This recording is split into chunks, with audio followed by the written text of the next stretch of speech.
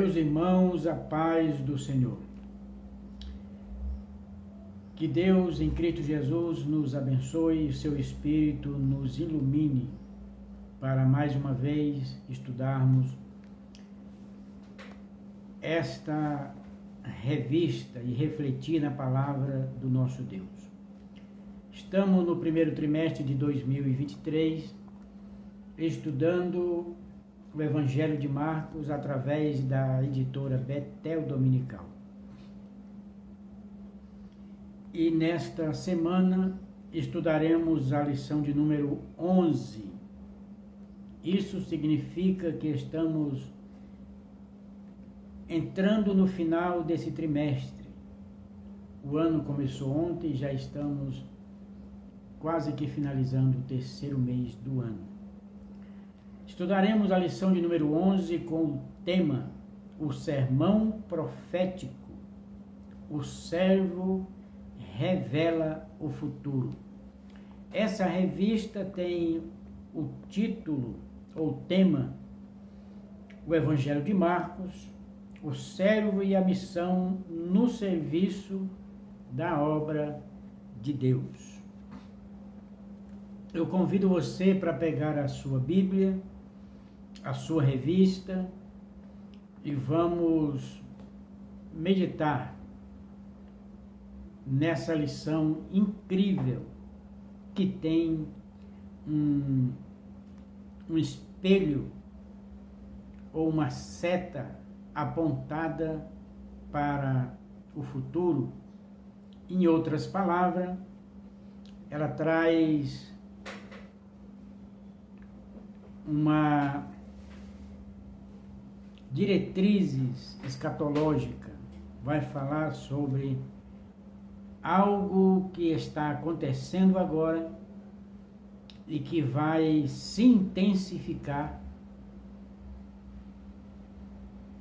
muito em breve. Então pegue a sua revista, pegue a sua Bíblia, pegue uma caneta e vamos ao estudo da Palavra de Deus. Eu quero agradecer você que está inscrito nesse canal. Não se esqueça de ativar o sininho para que cada vídeo que ser posto nesse canal possa chegar a notificação para você e você deixar lá o seu like, o seu joinha. Isso é muito importante.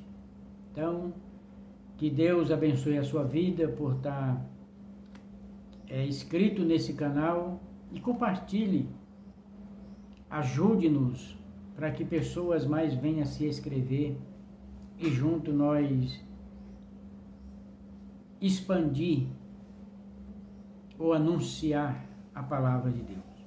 Então, eu sou o presbítero José e o canal é Semeando a Boa Semente. Vamos ao que interessa.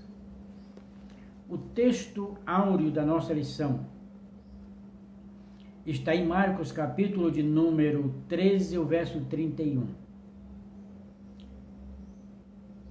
Passará o céu e a terra, mas as minhas palavras não passarão. Elas permanecem. Verdade aplicada. Todo cristão precisa estar vigilante, orando, perseverando e cumprindo a missão, pois breve Jesus voltará. Essa promessa saiu dos lábios de Jesus. Ela começa com a afirmação ou a notícia que ele seria entregue na mão dos sacerdotes, dos principais da religiosidade da época e aos gentios para ser crucificado e morto, mas que ao terceiro dia ele ressuscitaria. Daí começa a as indicativas e as afirmativas de Jesus para os seus discípulos que ele voltaria. De uma tal forma que no dia em que ele foi assunto aos céus, anjos apareceu aos seus discípulos e o confirmaram que o mesmo Jesus que eles estavam vendo subir era o mesmo que voltaria. Essa promessa, por mais que tenha se estendido há mais de 2000 anos, ela não caiu em esquecimento. Ela não se perdeu pelo ar. Ela não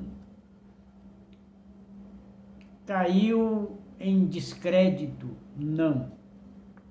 A promessa permanece viva e digna de toda confiança. Objetivos da lição são 3.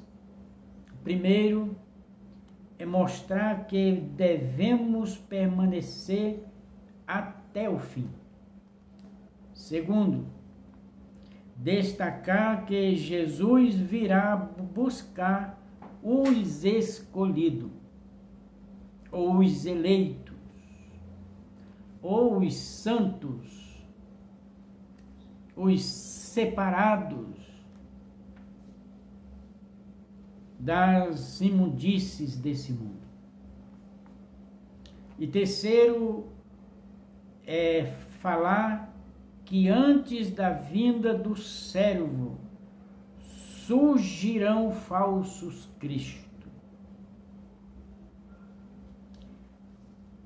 Leituras, textos de referência, leitura em classe. Está em Marcos, capítulo de número 13, 3, 4, 5, 6 e 7.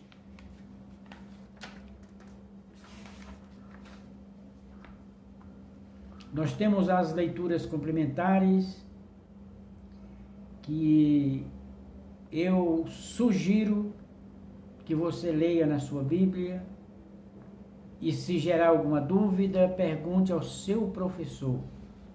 Essa lição será dada no dia 12 de março, no próximo domingo.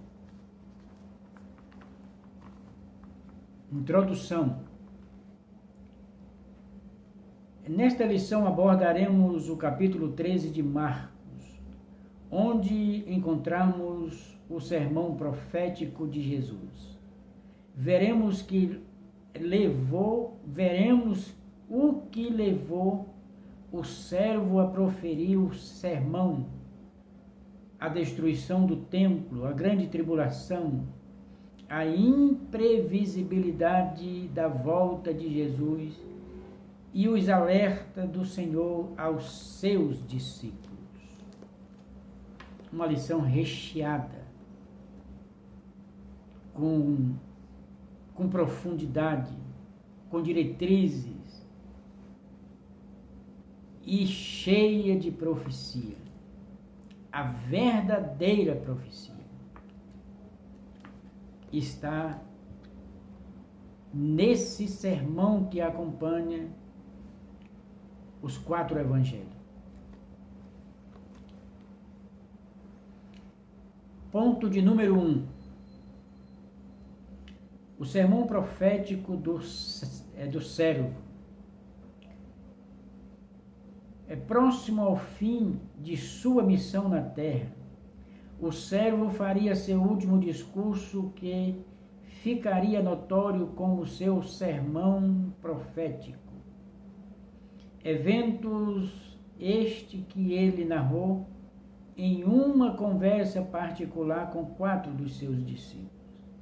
Nesta conversa, Jesus expôs em particularidade como seria o fim dos tempos. Marcos, capítulo de número 13 e o verso de número 3. Subtópico 1.1. O início do sermão profético. eu vou ler apenas aqui o início, e eu marquei aqui algo que eu entendi como bem interessante a ser frisado. No capítulo 13 do Evangelho de Marcos, o autor com todo zelo narrou a fala relevante exposta pelo próprio servo acerca dos dias futuros. Toda vez que nós lemos servo nesse contexto, ou nesse comentário, nós estamos falando de Jesus. Porque Marcos apresenta-o como servo na sua narrativa. Um dos seus discípulos impressionado, foi o que eu marquei, um dos seus discípulos impressionado com a estrutura da edificação lhe disse: Mestre, olha que pedras e que edifícios. Jesus respondeu: Vê estes grandes edifícios? Não ficará pedra sobre pedra que não seja derribada. Marcos capítulo de número 13 e o verso de número 12. Aqui me chama a atenção para um resumo simples, e eu considero até superficial, mas serve para você que olhar, que ouvir, que assistir, reflita nesse trecho, com uma pergunta que eu fiz para mim e você pode fazer para você. O que nos causa admiração ao chegar no templo, na igreja, no salão aonde você congrega? Será que é uma ótima reforma, uma mudança radical, tanto externamente como internamente? O que lhe chama atenção? Porque o que me chama atenção aqui é que dá a entender que eles acabaram de cultuar a Deus. Eu não encontro aqui nesse sermão se Jesus estava ministrando no culto ou se ele estava cultuando, participando do lugar, mas o certo é que nós percebemos é que eles estão saindo do templo. E ao sair do templo, eles é como que se não conhecesse aquele edifício, aquelas construções, aquela adornação. Ou talvez para abrir um diálogo, que parece que depois de tudo que aconteceu internamente no templo, houve um silêncio e alguém rompe esse silêncio com uma fala de admiração. Mas Jesus dá continuidade ou amplia essa abertura de conversa para iniciar esse sermão. Então, o que nos chama atenção, o que nos causa admiração, o que nos impacta a participar de um culto, de um momento de oração, de um momento de louvor, de um momento de reflexão, um momento de meditação, um momento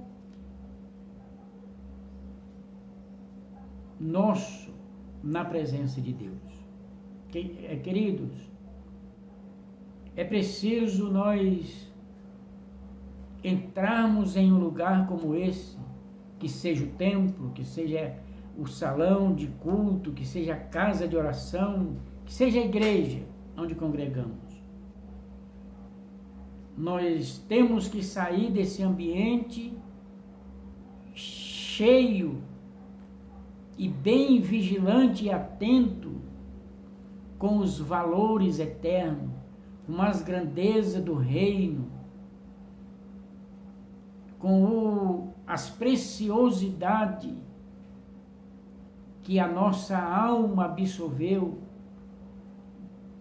do fortalecimento em nosso espírito e, quem sabe, através da palavra que foi pregada, nós saímos com uma visão dos céus,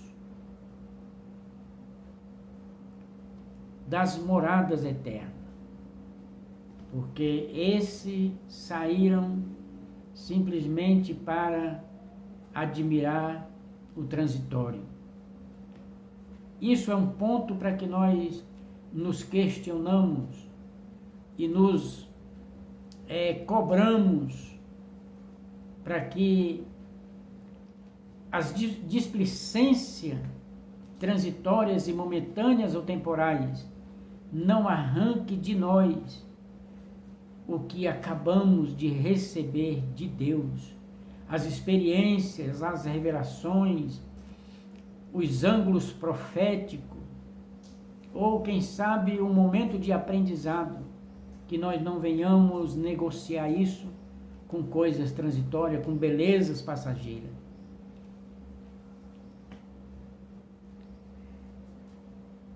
(1.2)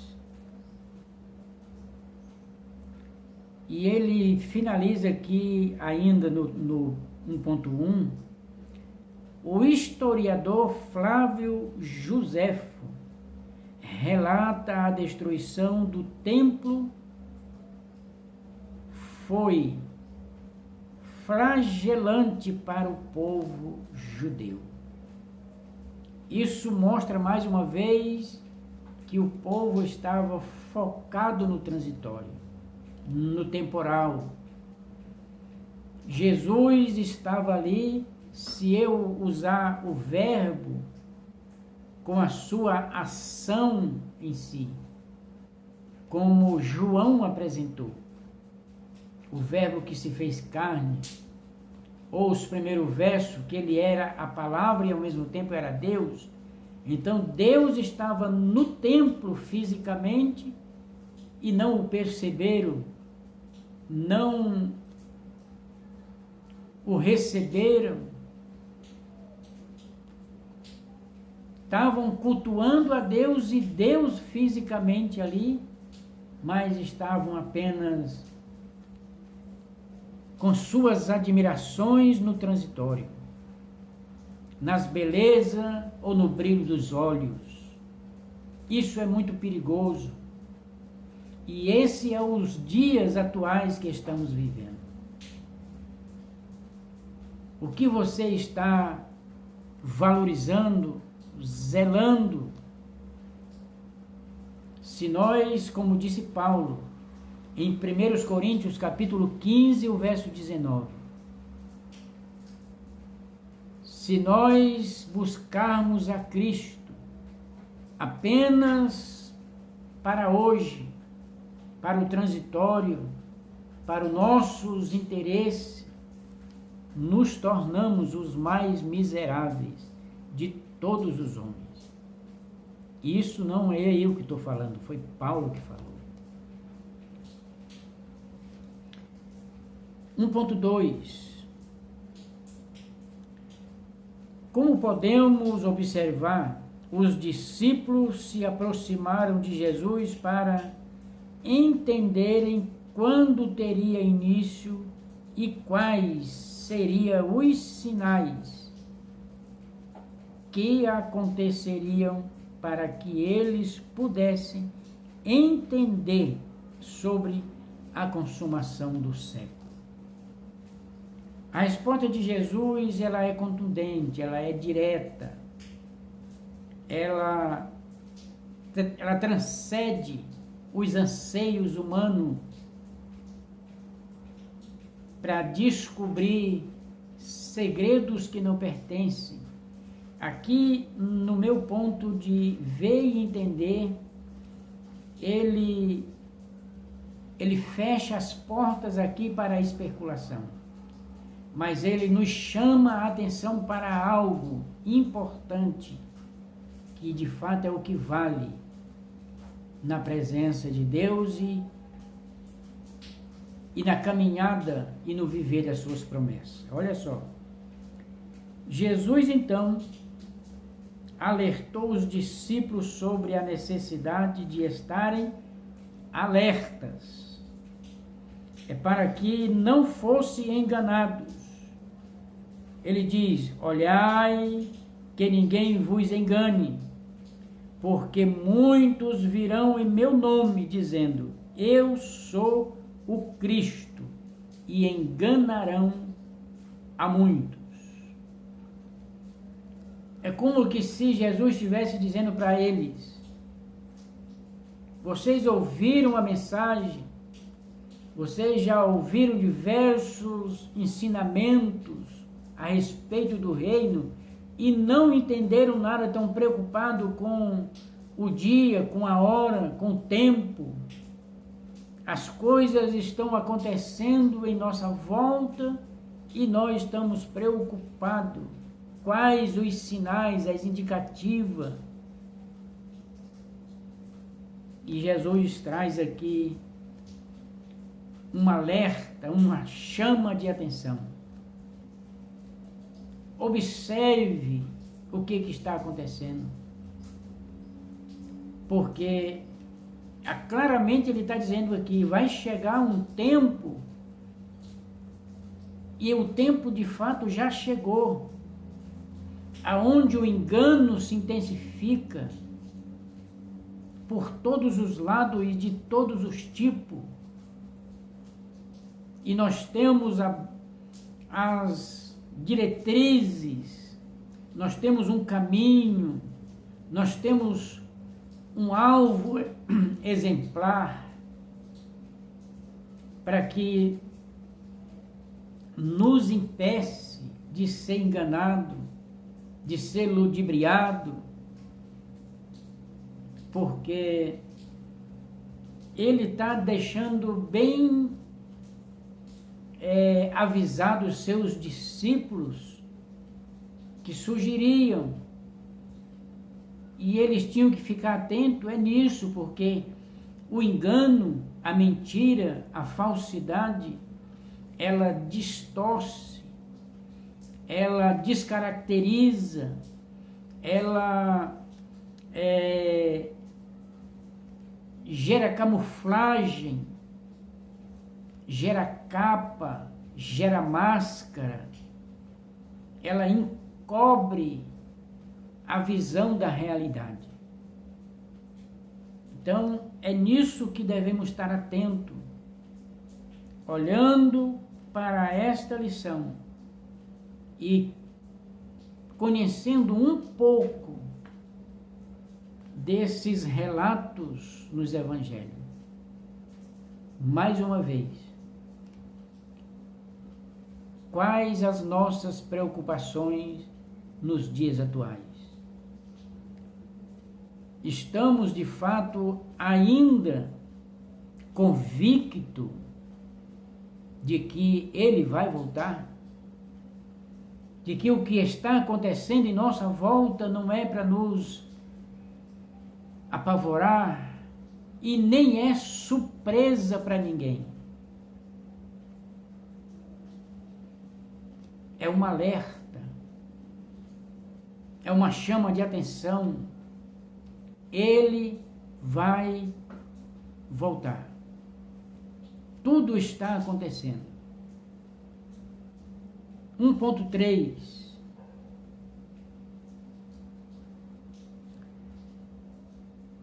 Estudar sobre o sermão profético não é para resultar em terror ou deixar que a mente fique inquieta. Não. Entretanto, este tema é para despertar-nos para a verdade de que breve ele regressará e que o seu o seu povo deve aguardá-lo, pois ele assegurou regressar uma segunda vez para levar todos os salvos para o céu e juizar todos os povos. Então observe, ele veio a primeira vez, diz Gálatas 4:4, nascido de mulher, na plenitude dos tempos, ele veio a primeira vez, mas ele virá a segunda vez, agora para levar os escolhidos, os eleitos, os separados, os santificados. Ele virá. E eu e você temos que estar muito atentos, porque ele prometeu e voltará. Assim entendemos que o princípio de dores será caracterizado por um aumento de embate de todas as ordens. Esse embate de todas as ordens é conflito, é desacordo, é descumprimento, é desentendimento entre leis e governos e autoridade. É o que estamos vivendo no momento atual. Nós temos 3 questões apavorantes no momento: a insegurança, o medo,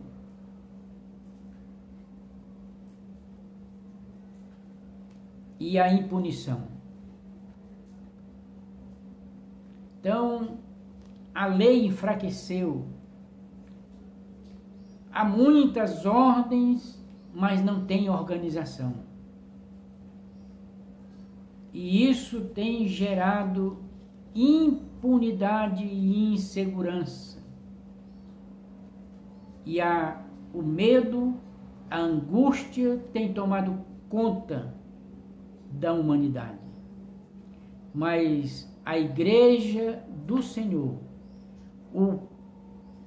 os seus seguidores, o seu povo, que é bem orientado pela sua palavra, que é guiado pela sua verdade e que deleita e descansa na sua promessa, não pode viver nessa inquietude, nesse desespero, nessas notícias que parecem surpreendentes, mas para aquele que lê e conhece as Escrituras e o ângulo profético,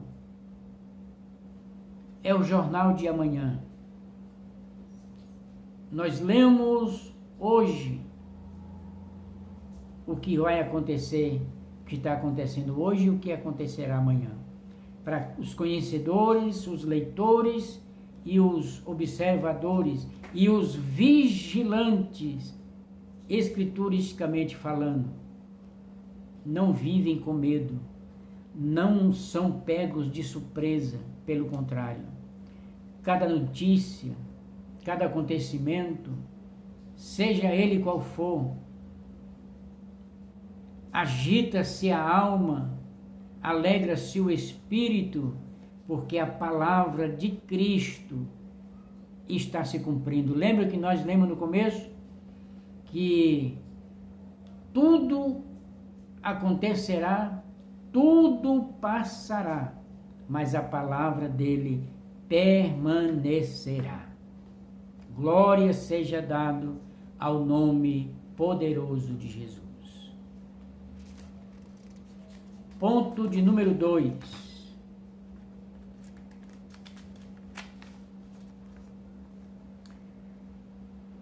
Nosso Senhor segue em sua narrativa, descrevendo o cerco sobre a destruição de Jerusalém. Marcos capítulo 3, o verso 14, delineia a fala de Jesus discursando sobre a abominação do assolamento, se referindo à fala do profeta Daniel, no capítulo 9, o verso 27. Eu aconselho você para ler o 26, o 27 e o 28 do capítulo 9 de Daniel. Algo incrível, Jesus fez menção do que o profeta Daniel contemplou da parte de Deus, com quase 1000 anos atrás, antes de Cristo. É necessário apressar-se. Subtópico 2.1.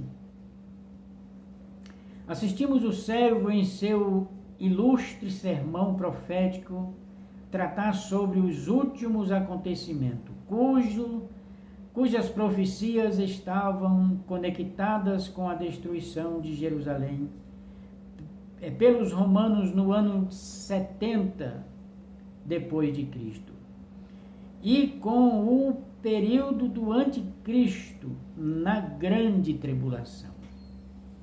Eu marquei aqui porque, segundo ele, naqueles dias haverá uma aflição tão grande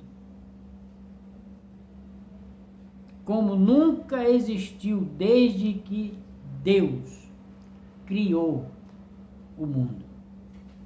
Você pode parar por um momento e se perguntar acerca de alguns acontecimentos na história da humanidade e escrituristicamente falando? Será que você consegue olhar para essa finalização desse 2.1? Porque segundo ele, segundo Jesus, segundo o que estava dando o sermão, o alerta para os seus seguidores, os seus discípulos e para a sua igreja e para nós. Segundo ele, naqueles dias haverá uma aflição tão grande como nunca existiu desde que Deus criou o mundo. Você já parou para pensar como estava a geração, a humanidade, o ser humano nos dias de Noé? Dá uma olhada em Gênesis capítulo de número 5 e o verso 5 e 6. Dá uma olhada lá. Vê qual era o comportamento, como estava agindo o ser humano na época do dilúvio. E aí você vai passar para o Gênesis 19 e dar uma olhada no comportamento humano em Sodoma e Gomorra. E você vai tirar suas conclusões para o momento atual que estamos vivendo e o que está por vir. Se esses dois eventos, e principalmente o cenário de Cristo e após Cristo, nos episódios que têm acontecido diante da história da igreja e da história da humanidade. E aqui nós estamos vendo que a coisa vai se intensificar e muito, incomparavelmente. Não é para você ficar com medo, não é para você ter pesadelo, é para você se voltar para o servo e como servo, é para você se envolver cada vez mais com o reino, porque a volta do Salvador, a volta do Rei dos Reis e Senhor dos Senhores está prestes a acontecer. 2.2. É interessante observarmos no sermão profético aspectos relevantes como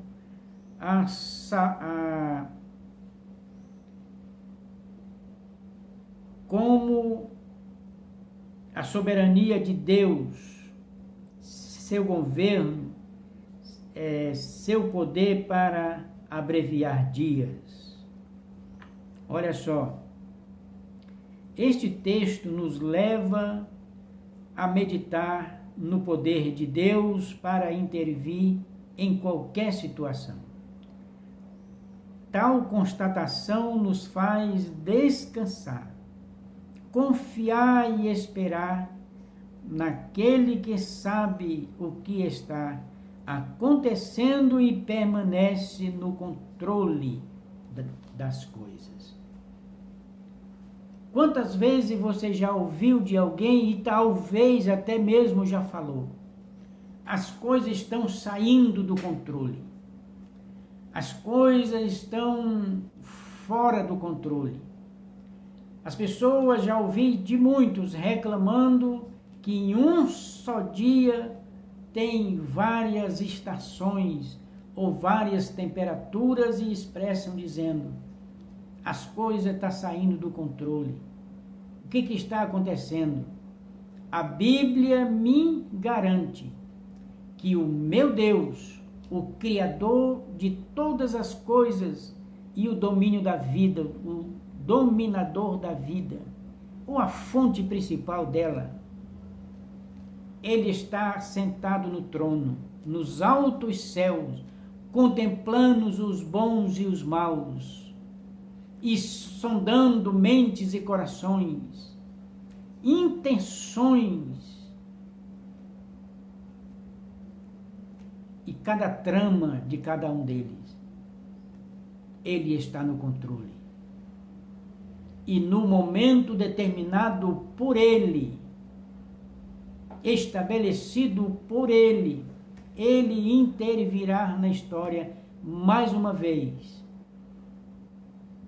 Não perca a esperança.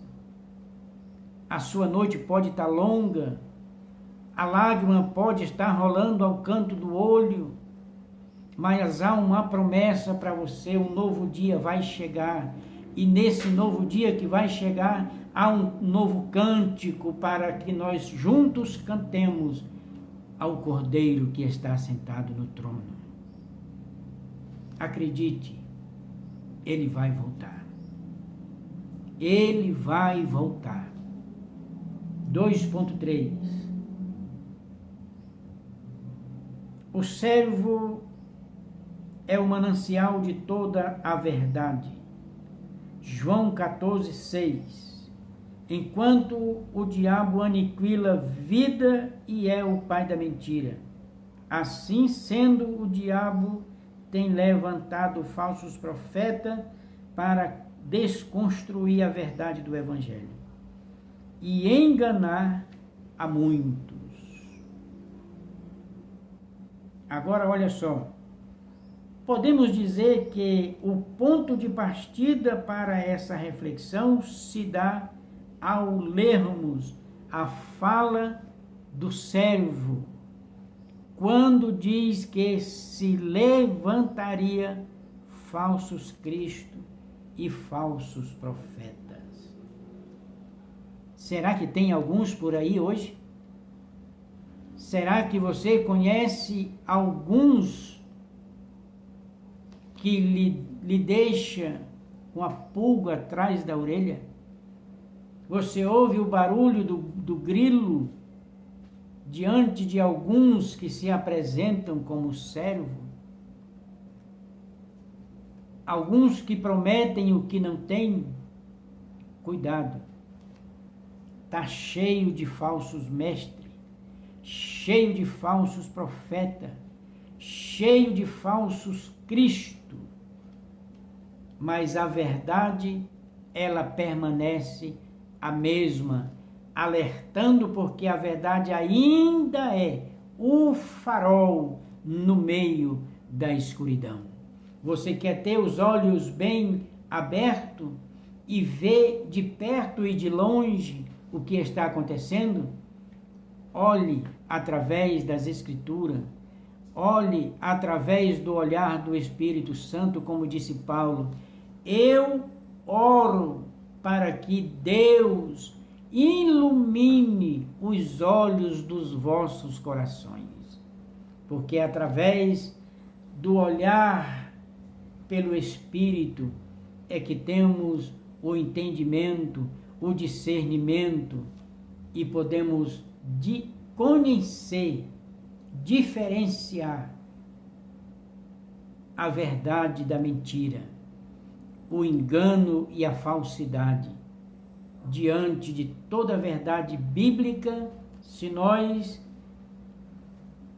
ouvir o tempo inteiro os ensinamentos de Cristo, a sua voz suave e meiga, mas com profundidade, com verdade e com sinceridade. E por que não, com profundidade para a nossa alma e para a nossa caminhada. Ele vai voltar. A mentira vai cair por terra. As máscaras vão cair. Ele vai voltar. Ponto de número 3. A vinda do Filho do Homem. Ao descrever o sermão profético, Marcos afirma que a vinda do Filho do Homem será o apogeu deste evento, além de demonstrar a urgência de estarmos precavidos, a fim de que não sermos surpreendidos pela vinda repentina do servo nas nuvens. Ele vai voltar. Se prepare, nos preparamos. Ele vai voltar. 3.1. O Evangelho de Marcos, dentre os seus muitos escritos, nos apresenta no capítulo 13 uma riqueza escatológica. O versículo 32 deste capítulo informa que o Filho de Deus, assumindo sua forma de servo, revela não saber o tempo da sua volta, mas daquele dia e hora ninguém sabe, nem os anjos. Eu anotei aqui: e agora glorifica-me, tu, ó Pai, junto a ti mesmo, com aquela glória que tinha contigo antes que o mundo existisse. João capítulo 17, o verso de número 5.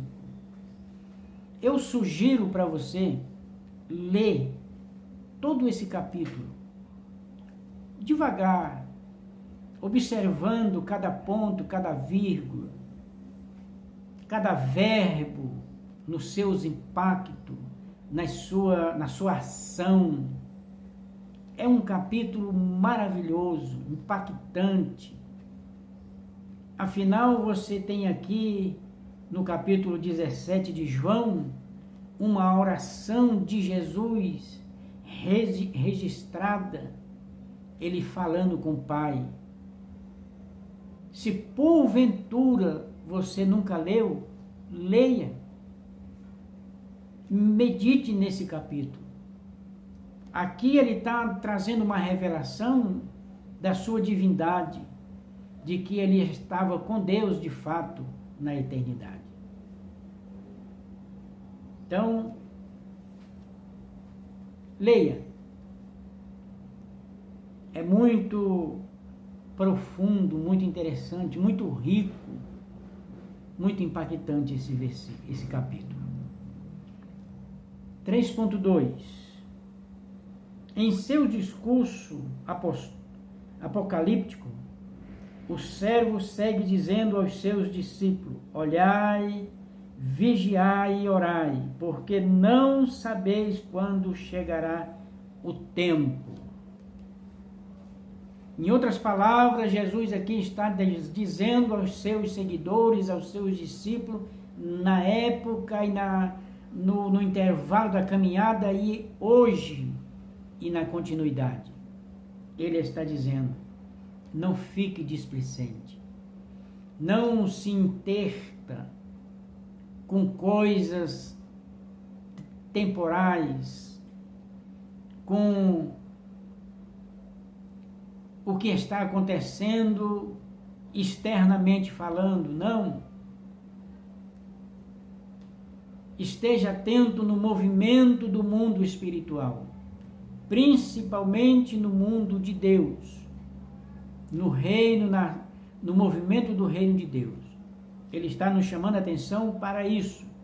Não fique procurando resposta em tudo e em todos, não. Não fique abismado, ou assustado, ou apavorado, ou com medo, enfim. Fique atento, porque ele vai voltar.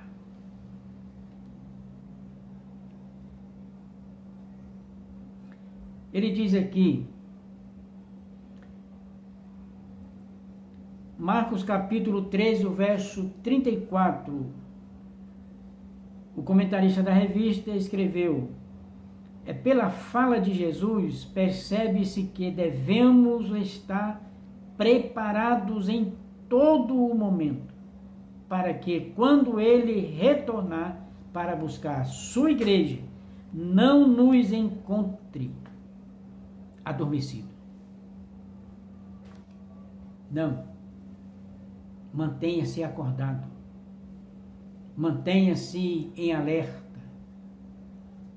Mantenha-se em vigilância.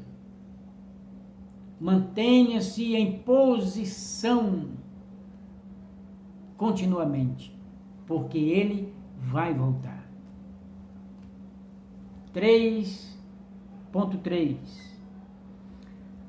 O ensino principal de Marcos, capítulo 13, é vigiar. Podemos ler que Jesus inicia seu discurso abordando o fim dos dias, falando sobre a importância da vigilância. Marcos capítulo 13, o verso 5, diz, o comentarista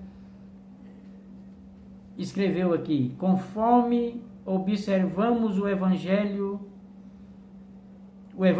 Marcos encerra o capítulo fazendo uso do chamado do servo a todos sobre a necessidade da vigilância.